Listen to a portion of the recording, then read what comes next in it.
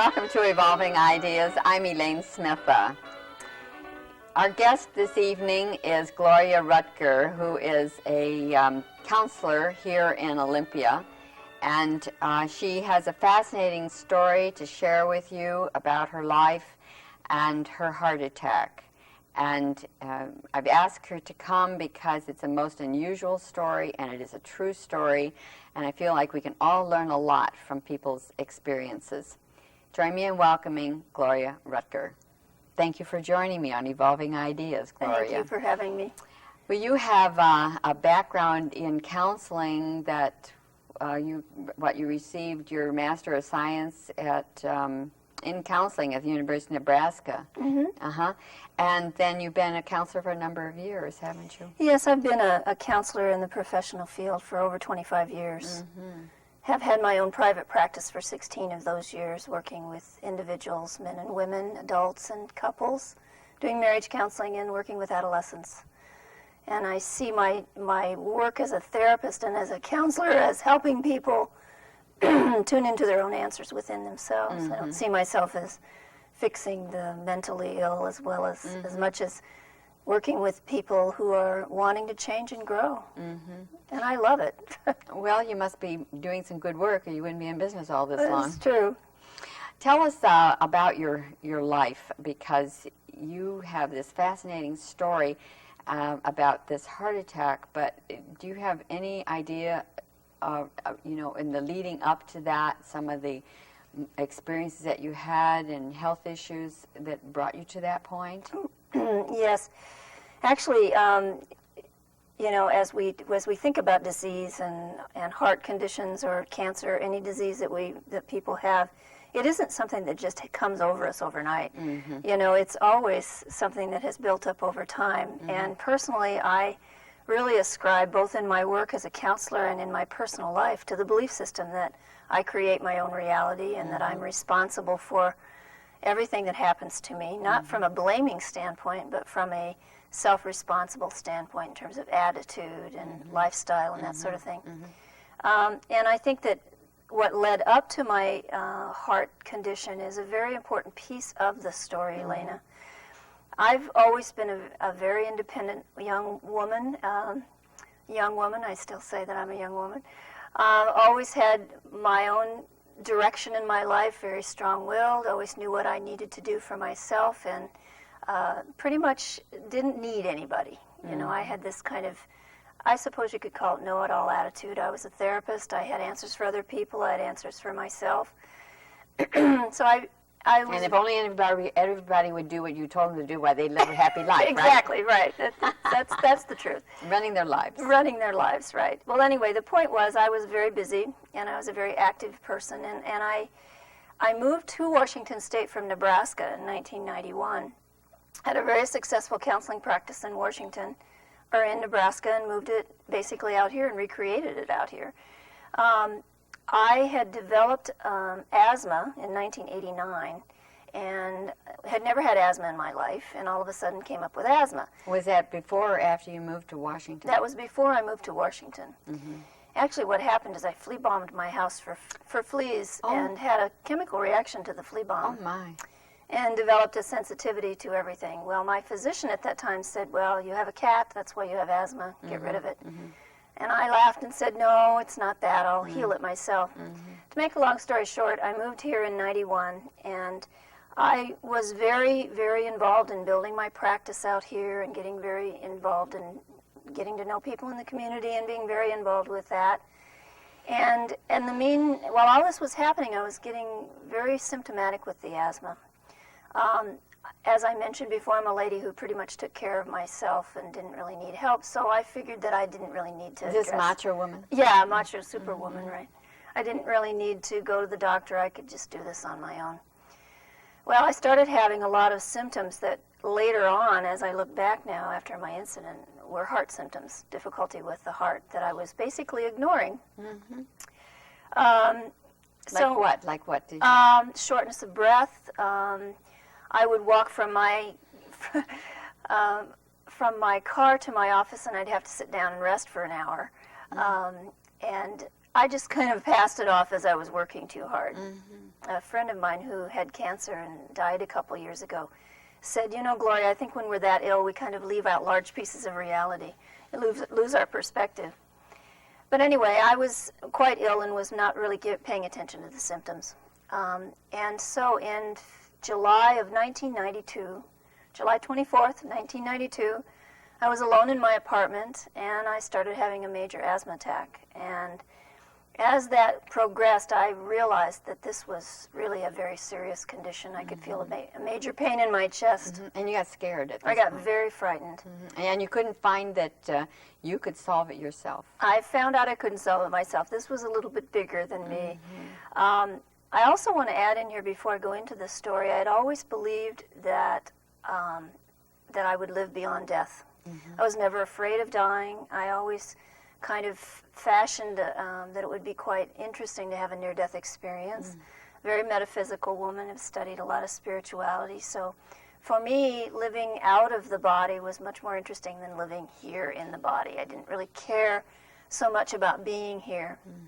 I was very involved in metaphysics and knew I'd lived before and believing in reincarnation. So I sort of had a really negative aspect in terms of my life, in terms of taking care of myself physically. In terms of this reality. Yeah. You wanted the other reality. I wanted to live in the other reality. Well, anyway, on July 24th, 1992, I had this asthma attack, and I knew that I was dying because I could feel that this was really big and beyond my means of being able to take care of myself. What I ended up doing was calling for help out the windows. It was summer. People heard my calls. I called 911 myself, found the phone, dialed 911, and subsequently the squad came to my house. The door was locked, and I got up and let them in. That was the last thing that I remember. And you collapsed after that? I collapsed after that. I was cyanotic, my lips were blue, and they had to intubate me at the scene. What does that mean? What's that word That mean? means they had to put a tube down my airway to assist me in breathing because I was not breathing. By the time they stabilized me and got me to the intensive care ward unit at the hospital, I was unconscious completely, and my system was failing. And subsequent to this severe incident, I was unconscious on a ventilator for 6 days. The doctors at that time... This was before this happened? This was after the incident in my After apartment. the incident. That's what ended up happening. Okay, so you were on a ventilator for 6 days? For 6 days, being kept alive by machines. And so you really weren't here? I wasn't here. The first night of the seriousness of it, they called my mother in Nebraska and said she won't make it through the night. They called on my friends and they gathered around, and no one expected me to live. No one expected me to even come back from the severity of the asthma attack. By about the third day, my heart started going into failure, and I was just spiraling rapidly. They didn't know what was happening. They had done an echocardiogram, and my heart seemed to be in good shape. I had not had a myocardial infarction. My heart was just failing, and they weren't quite sure why. So they ultimately did a heart catheterization, which is an examination where they put a tube up through your main artery and examine your heart. And it appeared that I had had 2 previous heart attacks somewhere in my life that I was not aware of. They can tell by scar tissue? Yeah, they could see it by scar tissue on the left ventricle. My left ventricle was failing, and I was operating in a very, very serious state. The heart had expanded about 6 inches across and was barely beating. Oh my, At really enlarged. It was very enlarged. The worst point, it was functioning at 15% heart function, which is, according to the medical community, basically as close to death as you want to get. Yeah, I would think so. Yes. So you're not getting much oxygen going through that. No, it wasn't working at all. But the beauty of the story was I was not here. I had a memory of leaving my body, and I was in a very beautiful, peaceful place of complete love and serenity, and blackness beyond the blackness that you can imagine. I had this sensation of going through a tunnel. It's kind of interesting when people talk about near-death experiences. You know, they say that they went to the light. Well, not. And I've done a lot of research on NDEs since I've had mine. And there's actually a small percentage of people who go that far into the near-death experience, to the light. To the light? Mm-hmm. Yeah. Many people have a near-death experience similar to mine, where I was in a very, how do you explain it? There's no way, there's no words that can capture this in this realm of reality. But I knew that I was dying. I knew that I wasn't in my body. I knew that I was not afraid. And I remember having this kind of strange awareness that I could think and that I was conscious, and so therefore I must not be dead. Mm-hmm. And for the first for the first realization in my life, I really realized that we don't ever die. Mm. Nothing dies. I was still existing. I had no body. I was just a thought, less than a thought in the void. Question. When you were talking about this, I mean, this is really profound what you're saying. And what came to me when you said that you had a level of consciousness in the void, and what came to me was it must be quite different from what we perceive as being close to that in terms of being unconscious. If you are getting an anesthetic, say, for surgery, and they knock you out and you sort of go someplace, but I don't think that you think about where you are when you're there. Right. Under this kind of circumstance. So in that realm, it would not be the same kind of an experience at all. No, it really isn't. It's hard to describe. It wasn't that I was awake, mm-hmm. but I wasn't asleep. But you were just aware. I was aware, mm-hmm. and felt incredibly safe. I felt a tremendous love that's beyond human love, mm-hmm. that was just surrounding me. It was like I could fall through this blackness and I would never be hurt. I just was sort of cradled in the arms of this blackness. Mm. And periodically, I would come back to the body and wake up. And this was going on for a 6-day period, and every so often I would come back into the body and I would be fully awake, and I'd open my eyes, and you know, a lot of these memories came back to me after the experience. I don't remember a lot of them at the time. But people would say, do you know where you are? And I really didn't. I wasn't quite aware. People would stand around my bed and they would say, you know, you're very sick and we're here for you and we're going to help you. And I was sort of like, I don't want to be here. So I'd kind of fall back and go back to the void. I remember a sense of awareness that and I don't know that this was a voice that came to me. It was just a knowing of there were some things that I needed to face in myself. And I can remember there was a sort of a consciousness of communication with me in some form that said it's time to face yourself. It's time to address your life. Interesting. And what I realized was that I had never lived. I was spending most of my time trying to get out of here and die, you know. So for me, I wasn't afraid. I wasn't afraid of dying, but it was like, this is no big thing. This is not about dying. The task and the focus in life is about living. It's about facing your life. It's about facing the things that you don't want to look at. And it was an opportunity for me to really, really look at myself very clearly and say, what have I done for 43 years? But look forward to death. And death is no big thing. Here I am. And it was, and you got to realize there weren't a lot of, this wasn't like a long dialogue within my mind out there. You know, it was very quick, very minuscule awarenesses that came very quickly.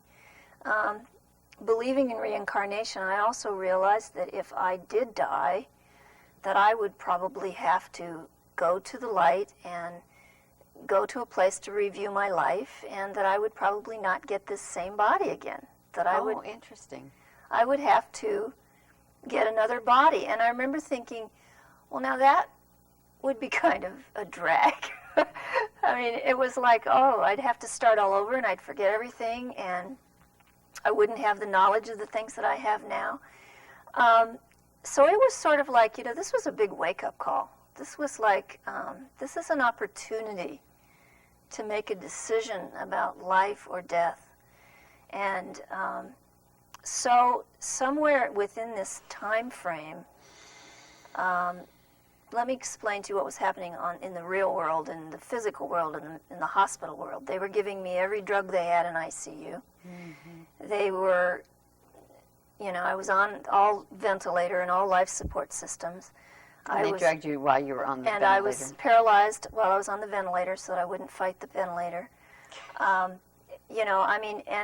no one really expected me to come back from that completely decomposed state. My heart was not working at all.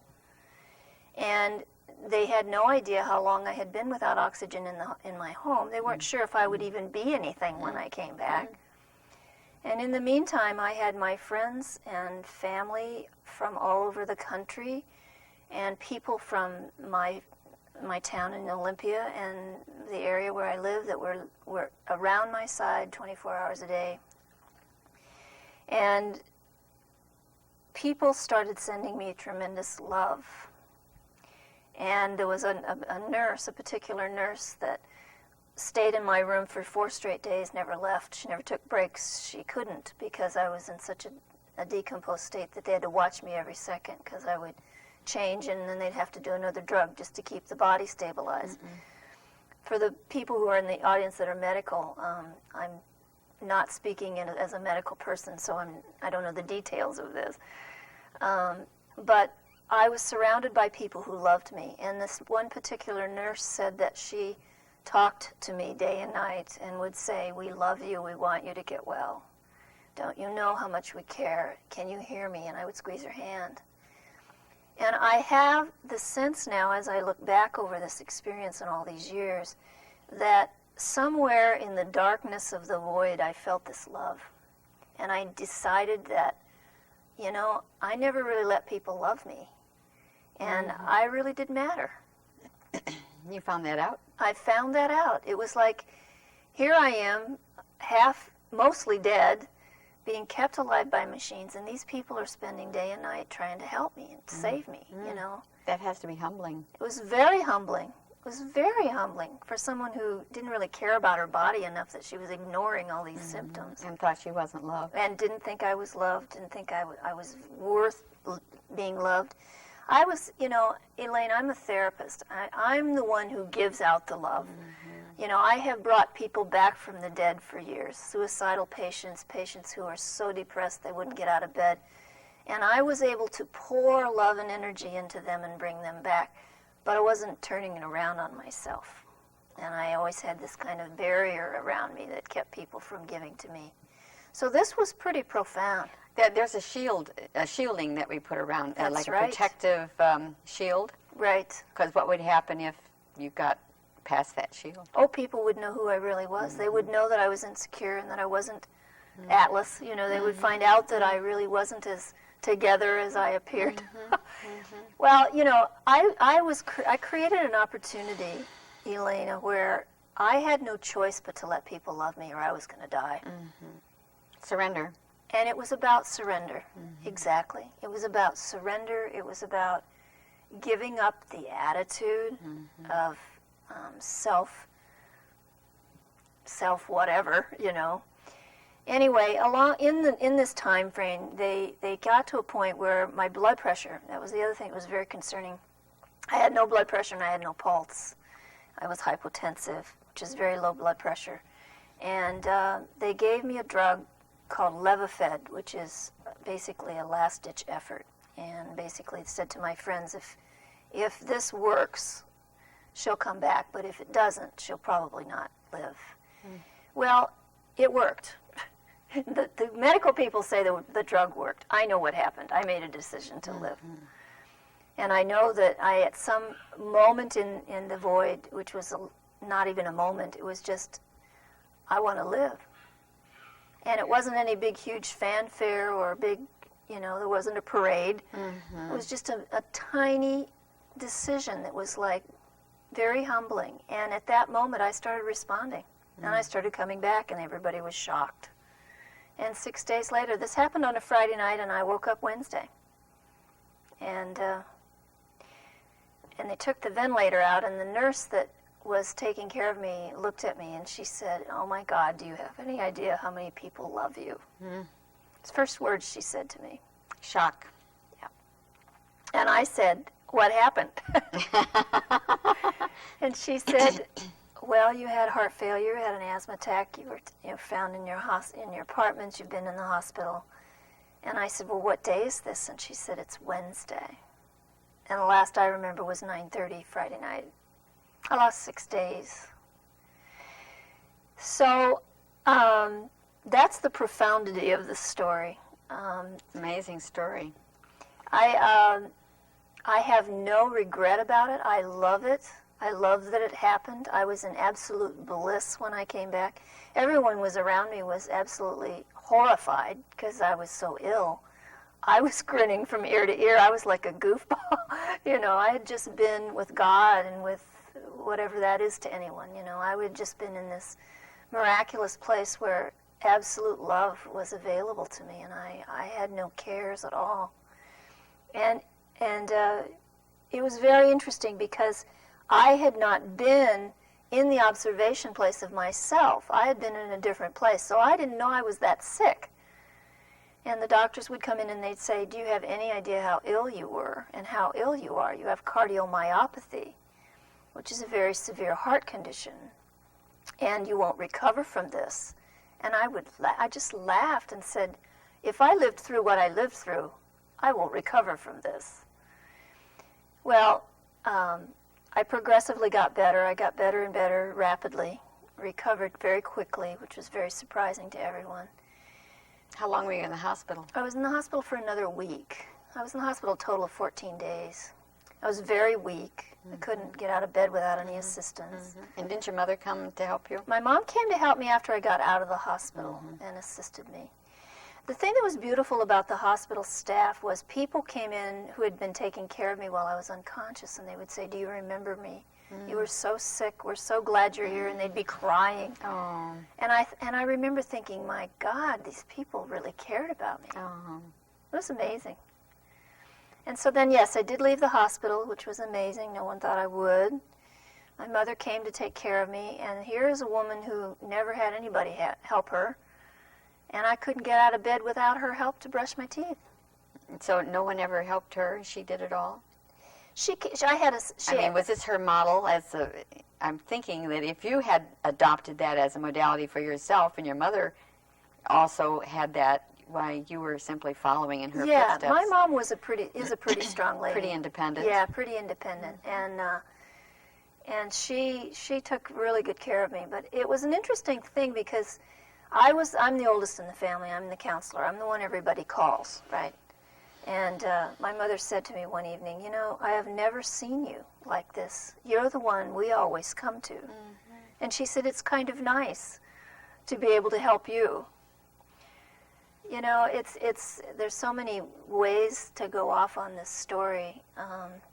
But the most important piece of the whole story is they told me that I would have to have a heart transplant in 2 to 3 years because my heart was so damaged. When I left the hospital, it was functioning at about 25%, which is pretty low. It's a little bit better than 15. But a little bit better than 15. And didn't they tell you that you had the heart of an 83-year-old? They said I have the heart of an 80-year-old. I was 43. And Dr. Philip Jones, who's my cardiologist here in Olympia, said, "There's nothing we can do to help you. There's nothing we can do to help your heart. It's damaged beyond repair. You'll probably have to, you're going to be an invalid." And I would just smile at him and say, "Dr. Jones, don't you get it? I decided to live. I need a heart. So I know I'm going to be well." So I never accepted the diagnosis. I never accepted it. I saw myself well. I started visualizing myself doing all the things that I wanted to do, climbing the mountains, hiking, being with my friends, doing what I wanted. I took really good care of myself. I changed everything in my life, from my diet to my attitudes. I let people love me. Was that hard in the beginning? Yes.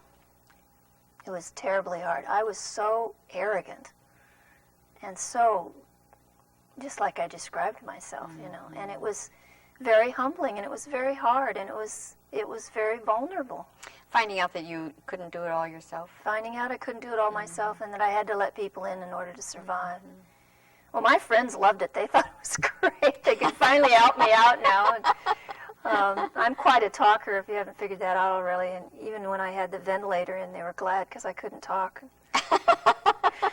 They were all joking with me about that. Well. But anyway, so I lived through the trauma experience, and then started cardiac rehab, cardiac rehabilitation, walked on the treadmills and rode the bicycles with the 80-year-olds, because I was an 80-year-old. I had an 80-year-old heart, just like the rest of the people who'd had heart attacks and bypass surgeries. But what ended up happening was I absolutely knew I'd be well. I knew that I could heal myself. I knew that I could make my heart well. I knew I didn't want somebody else's heart. Well, that's definitely a level of knowing. Absolutely. I mean, that's really where it is. There's a difference between belief and knowing. Yes. And when you know it, there isn't any doubt or anything there. You just know. And there's nothing that can beat that. It's true, Elaine. It's interesting because people said, boy, you have such a positive belief system. And I said, it's not a belief system. No. I absolutely know that I'm well. There's a gut feeling that you have when you know, and it's very empowering. Very empowering. And you can move mountains with that knowingness. I only had one slight period of, I don't think I would call it doubt, but concern. And that's when I started cardiac rehab, and I said, I want to know everything about cardiomyopathy. And the lady who does the rehab said, are you sure? And I said, yeah, I want to know what I'm facing. Well, I think that's wise, because Yeah. then you know the pros and the cons, and you kind of know where you are with all of that, Right. and what you have to deal with. And so she said, all right, I'll get you some books. So she got me some books and copied some things, and it was pretty bleak. The recovery rate with what I had was minimal, if at all ever happens. They also determined that I must have had a virus that attacked the heart as well. Oh, a virus. And so that was contributing to it. Anyway, to make a long story short, I faced a lot of things in myself. I made a lot of changes. And 3 months after I left the hospital, I went in for an echocardiogram. And my doctor called and said, I want to run another test, because the echo is showing some things that I want to double check. So we did a MUGA scan, which measures the ejection fraction of the heart. And I went in to see him. Actually, it was October 22nd, 1992. Oh my, it's almost It's almost date. 5 years. Yes, because today's the 23rd. 23rd. Interesting. And I went in to see him, and he said, Gloria, we've gotten your tests back, and your heart is starting to return to normal. Must have shocked him more than you. He was stunned. I just looked at him and smiled, and he said, you have done the miraculous. He said, there's nothing medically we've done that would explain the remarkable recovery of your heart. He said, maybe you did align your chakras while you were out of your body. Fancy them saying that. Well, there's a lot of stories here, too, that's interesting. He had been a Buddhist, and he had given it up. And when I would tell him I was going to heal myself, he would laugh and say, oh, yeah, I used to believe in all that stuff.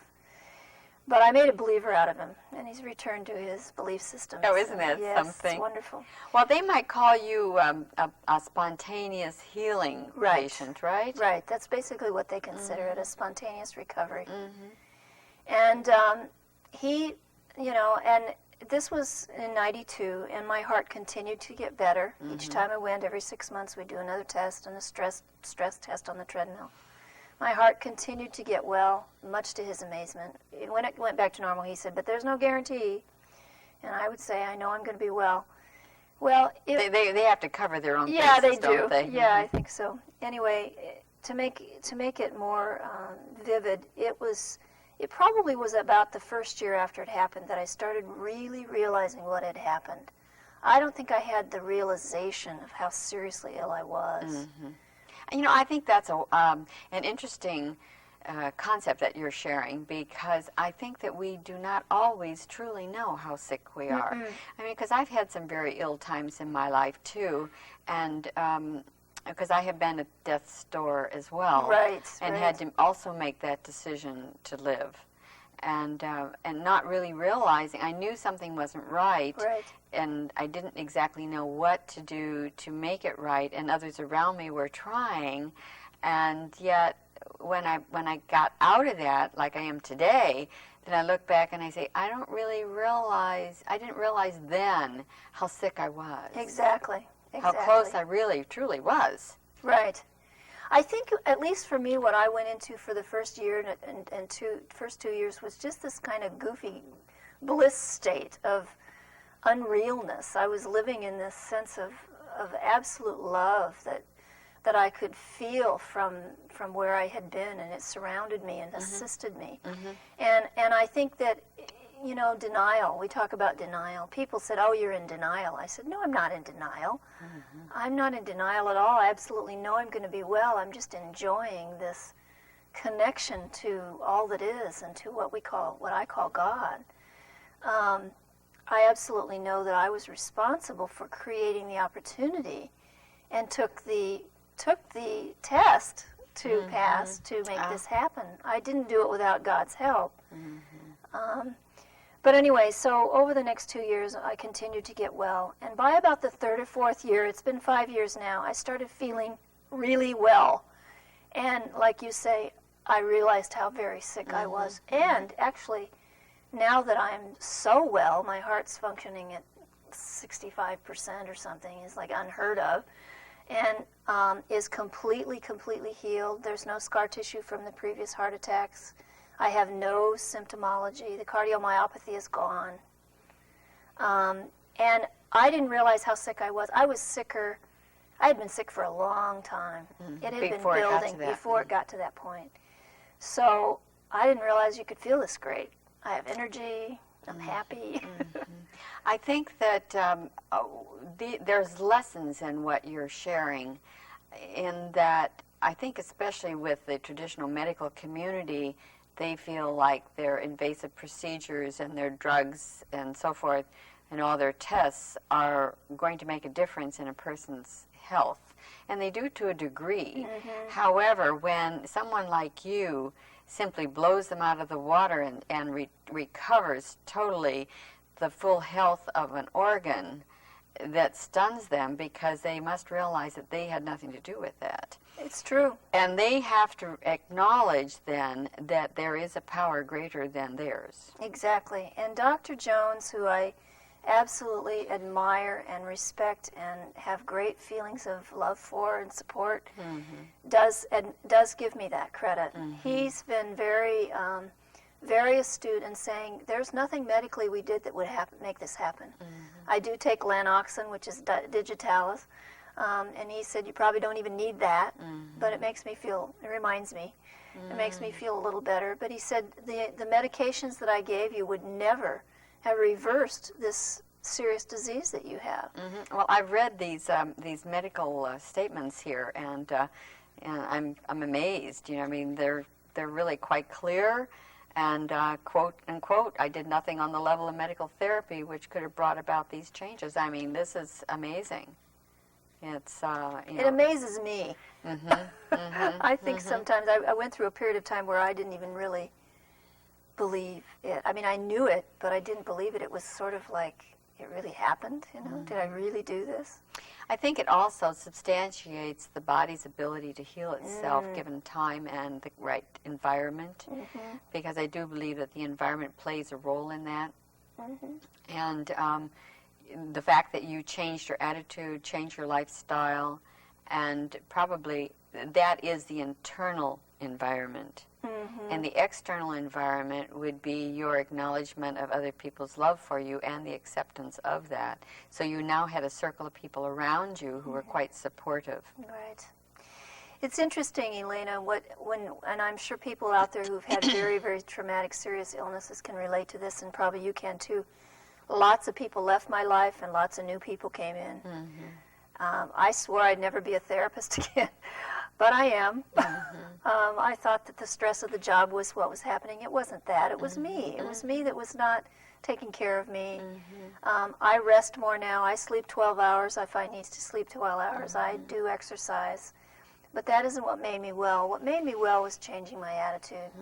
And also, I know absolutely that where I went, wherever that would be, call it heaven, the void, with God, it was a deep level of mind as well. The subconscious mind is able to heal everything in our body, and it can just, it just does it in an instant. But we have to be willing to surrender to that and allow it to happen. And what's interesting is I was able to really live out my own philosophy. You know, I had been working with people all my life, telling them you can do this, you can heal yourself, and they did. But I didn't really ever live the philosophy until this happened. Oh, so this is talking it and not living it. You're telling everybody else that they can do it. Right. And now it came to put up or shut up. Exactly. Well, you know, they say, if you teach that which you need most to learn. That's right. Yeah. I think my bullheaded... Were you teaching love? Yes, I was, as a matter of fact. And I was teaching, it's interesting you bring that up, because yes, in my counseling, and I even did workshops, Elaine, on loving yourself and taking care of yourself.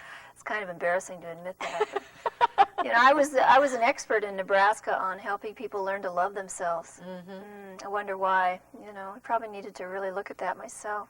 Well, you were trying to find who you were and to be able to resolve it for yourself.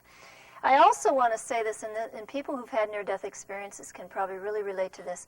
I sort of talk about my life up to July of 92 and my life after July of 92. I'm like a completely different person. Are you? I even look different in some way. Too bad we don't have some before and after pictures, Gloria. Yeah, that would be great. That would be really fun. Yeah, I think I was more stressed and much more intense and madder. Oh, angry and hostility, which is also a direct relation to heart. Did you find out what that was all about? Yes, I did. In fact, that's the other piece of the story. I did a lot of internal psychotherapy within myself and worked with other people on looking at the attitudes. And I was a pretty angry lady. Had a lot of attitudes around being female, not wanting to be a female. Oh, you wanted to be a man? I didn't want to be a man, but I was mad at the fact that women didn't have the kind of freedoms that men do. I'd been a career woman all my life, and I think I internalized a lot of that and was trying to get rid of this female body. Like that was going to make a difference. Yeah, like that was going to make a difference. And as I realized, sure, I could have been born again as a man or another woman, but I wouldn't have changed it. I would have changed nothing. And I think that this gave me an opportunity to evolve eons. I mean, I made shifts in consciousness that were grand leaps in evolution in terms of my consciousness, having this experience. It wasn't a bad thing. You probably wouldn't have found out who you were if you hadn't had that experience. I never would have. It's interesting, too, because my friends and people who know me really well say, only you, Gloria, could pull something like this off because you're so strong and so strong-willed. And, my beliefs were so strong. And, I've always been kind of like, I'll show you kind of person. But I also don't need to go to these links to do it anymore. No. I think that you're speaking modality there that many women have is trying to prove that they have worth, that they're valuable, and that they can do most anything. And because women have been repressed, let's face it, for a really long time. I mean, look how long it took to get a vote for the female. Exactly. And I think that is, an existence that came forever. That, I think so. The women were staunch, but they belonged in the kitchen and pregnant, and not to be able to be outside the home. And I think when they did leave the home and go into the business world, which really occurred during World War II, I think it was World War II, that they began to find a liberation within themselves and an experience that they could indeed do many things that they had never thought they could do. And mentioning that, it's interesting you said that. Speaking about my mother was a woman who worked during World War II. Mm-hmm. She was one of those, and could never have a career. Mm-hmm. In fact, she was pregnant with me and went to her job. She was a very strong career woman back in the 40s, late 40s. Went to her position at work and told them she was pregnant with me, and they called her in the next day and fired her. Oh, they did? And she was mad through her whole pregnancy. So that says a lot. No wonder you were heading. Yeah, it says a lot, doesn't it? Mm-hmm. And we've had these discussions. You wanted to get back in the business world then, didn't you? Yes, I did. Actually, I think I had a lot of things that I was trying to prove. Mm-hmm. But talk about the differences. In many ways, that's softened a lot. I don't feel as mad. I'm much more peaceful. And I also want to say that I'm painting this picture like my life is absolutely nirvana and perfect, and it isn't. I still get red lights, and I still have problems with relationships, and I still have money issues. It isn't like this happened and everything turned up rosy. Mm-hmm. But I think what's changed and lived happily ever after. Yeah, right. Lived happily ever after. Mm-hmm. What's changed is my attitude, and I think that I have much more of appreciation for life. Mm-hmm. When I was very, very ill, I was home and I slept all day. I was awake most of the night, and I'm a lover of cats, and my cat was rolling upside down on the floor one morning playing with her tail, and I just started to cry because I was so busy. I never saw that before. Oh my.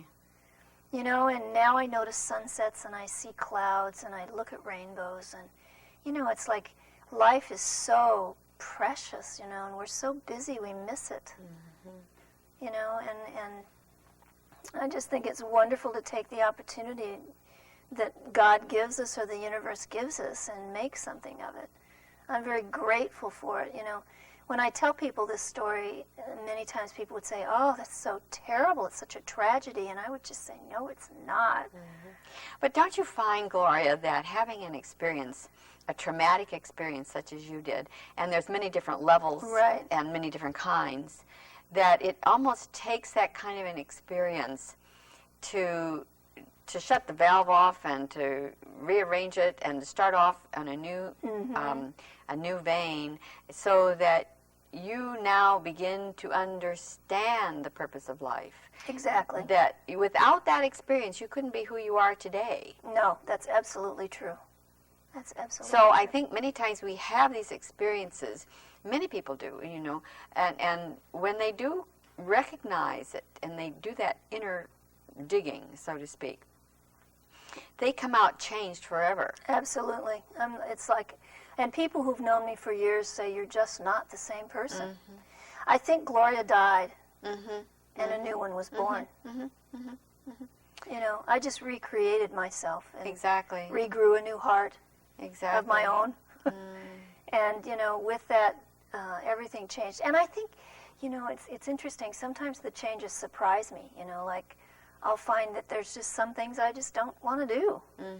That I wouldn't even think twice about doing before. Like drive fast.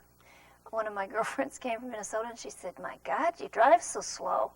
She said, "You used to drive like 65, 70 miles an hour." I said, "Why?" Yeah. What's the hurry? Just little things like that, My work is stressful in some ways, working with people's problems all the time, but... Oh, that's only if you take them on. Only if I take them on, and I know most people that come to see me really enjoy my vein of counseling because I get them to laugh at themselves. And when people are in their lowest point, I tell them my story, and it sometimes changes their... Well, they realize their story isn't quite as bad as yours. It isn't as bad in some ways. Mm-hmm, mm-hmm. Yeah, I think that for myself, having had that kind of an experience, I know people that I've known for a long, long time see me now, and many of them say I'm not the same either, don't even look the same. Exactly. Yeah. And so I can really relate to what you're saying. And I've even looked back at some old pictures where I thought I looked pretty good, Yeah. And then some of them I look like my mother, And so I do recognize what you're saying. It does make a big difference. But I think many times too, Gloria, people, especially when you're in it, it's hard to recognize that this is a period of growth. Absolutely, yes. And to really view it as almost an opportunity to venture into another level, another dimension of life. And I think if we viewed it from that standpoint and we'd say, wait a minute, I'm in a period of change right now. What am I leaving behind? And where am I going after I move through this? And view it from that standpoint rather than the pity pot. Exactly. And ain't it awful? And come from that standpoint. Because I do think that, especially now, we're moving into such a transition, emotionally, psychologically, and frequencies are changing, and we are accelerating, and the culture worldwide is moving rapidly. Very rapidly. Very rapidly. And you know, Elena, the people on the street, common man and woman, are already noticing that. Oh, of course. I had a client the other night say to me, "Is time going faster, or am I just imagining this?" And I agree with you. I think that, and I do want to say that there were a couple years after this incident. Probably it happened in '92, and I would say '95 and '94 and '95 were a little difficult for me because I had to face myself, and I had to go in deep and undo all the reasons I got so sick in the first place. You had been carrying those along still, and finally you had time then to, I had to take time and look at myself and look at the lack of self-love. Well, what was going on that brought you to that realization? The lack of self-love? Well, that realization that you had things you had to still do. I think what happened was I started getting, I don't want to say it was a pity pot, but I was depressed. And I started really looking at the fact that I got myself so sick. I started kind of going into a period of time of saying, you know, this just didn't happen overnight. I really need to address some issues here. And even though I was glad that it happened, I also needed to look at that if I didn't make some changes in my attitude and really look at the root causes of this, that I might just recreate the illness again. Actually, I knew I wouldn't recreate the illness, but I had to go for the truth. It could take another form. Exactly. Yeah. Yeah, it's interesting. Was there anything you could share with our audience as what you realized at that moment? I would say that probably the biggest realization was that I truly didn't like myself at all, that I didn't really love myself. I mean, let's go even to the basis. I didn't not only love myself, I didn't even really like myself too much, you know. You had failed in what you considered to be your ideal. Yeah, I mean, I was a very successful therapist. I'd made all the socially conscious perks with the degrees and the money and the, you know, career. But what was I proving? You know, and did I really like myself? And I found that I was pretty hard on myself. And I needed to undo that. I needed to be kinder. And it was a little humbling. It was a little hard to face that. But I'm really glad that I did, because I think that that's been a big part of the healing and a part of the acceptance, the self-acceptance. You know, learning to just be kinder and just be nicer to myself, not find fault. You know, give myself a break. I give everybody else a break. Well, you were measuring yourself against an ideal, and when you didn't match that ideal, then you could beat yourself up legitimately, couldn't you? Probably. That's probably Do you true. ever take your arms and wrap them around yourself and tell yourself that you love you? Yes, I do. I do that. Did you do that before you had the heart attack? Not really. Not that much. When I was tired, I'd just say, well, you're just not working hard enough. Apparently, you just need to take on another project. This is the truth. Really? I used to have that attitude. In psychology, birth order is an incredibly interesting philosophy, and I'm a firstborn. And firstborns measure themselves by their accomplishments. And so if I wasn't working 12 hours a day and, you know, doing 16 things at one time, I didn't feel like I was accomplishing anything. And so, yeah, I had to really keep myself busy all the time, or I didn't think I had any value. You should see how I rest now and how I do nothing. I've conquered the fine art of sitting still and looking into the wall and doing nothing. It's wonderful. Isn't that interesting? Now, do you take mountain climbs now? Do you go? I do mountain climbing, and I need to get back into more exercise. I've kind of gotten away from that a bit. I was doing cardiac rehab 3 times a week for about 3 years, and that was great. And also, part of that, the healing part of that was being around other people who've had heart conditions. They were all older than me, twice as old as me. But did that feel strange to you when you were there? No. I mean, you didn't feel like, oh my God, here I am at this age having this. And I was the same age as they were, Elena. Inside. Inside. I was just an old lady. You know, I wasn't living life. I wasn't happy. And we would, you know, we had a ball. We laughed, and I was a great support to them. I think that being 43 years old and standing next to an 80-year-old having a heart attack, that had a heart attack and felt like his life was over. In some ways, I was an inspiration to them, and they were an inspiration to me. Yes, it works that way, I doesn't love them, and they love me, and I miss them. And if you're seeing this show, hello. It's great. You know, speaking about age, when I was in my 20s and my 30s, I was really old. I look at pictures, you know, you say talk about pictures, and I was older than I am now. I'm 48. Nobody can believe that, you know. When I ask people how old do they think I am, most people guess 30, 35. Oh, well, that's a nice compliment. Isn't it? I love it. Yeah, take it. I love it. You just added about 20 years to your life. I'm 20 years younger, you're right. In fact, I think the greatest compliment was this young gal who couldn't have been more than 21.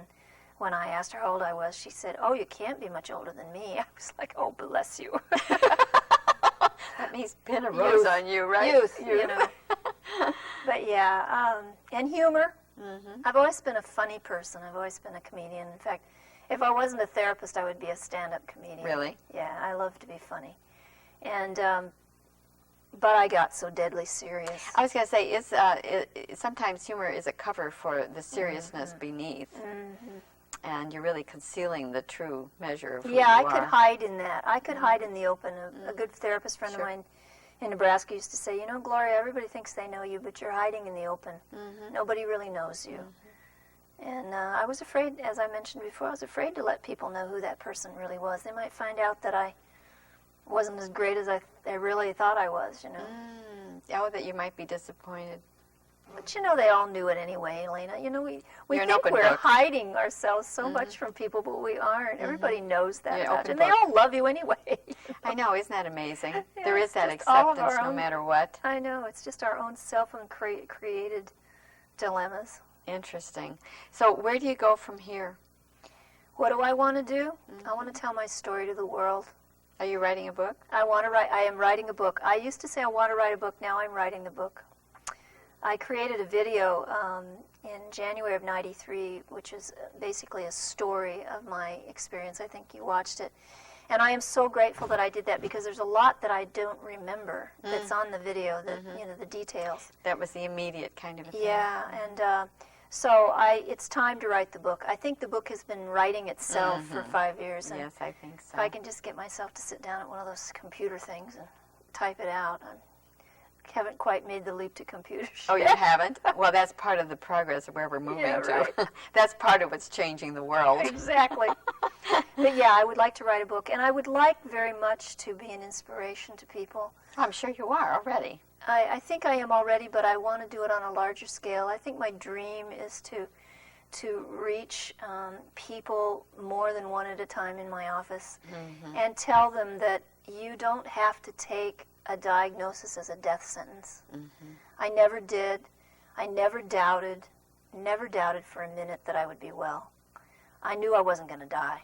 I knew I wasn't going to die of heart failure when I'd already died of heart failure. You know, I had made a decision to live. I needed a heart. And I also want to encourage people to use the medical community. You know, I believe in that we can heal ourselves, and I know that I healed myself, but I wouldn't be sitting here today if it wasn't for medical science. And medical science is a part of healing ourselves.